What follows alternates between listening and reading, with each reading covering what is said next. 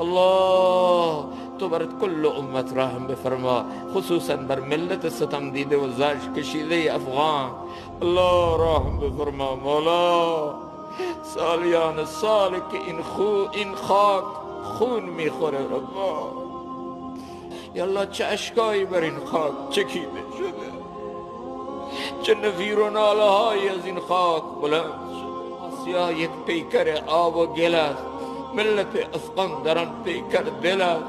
الله اینا دل آسیا، اینا امید آسیا هستن. یا الله یا رب بر ملت افغانستان رحم کن یا الله. روزی که قلب و دل انسان بشکنه، دست و پا گر بشکند با نسخه درمان می شود. دل شکسته باطنش از ریشه ویران می شود. انسان که از باطن بشکنه، قلبش بشکنه، دلش بشکنه، ویران میشه. زندگیش ویران میشه، آرزوهایش ویران میشه، رویاهایش ویران میشه، برنامه‌هایش ویران میشه، اهدافش ویران میشه. لایکی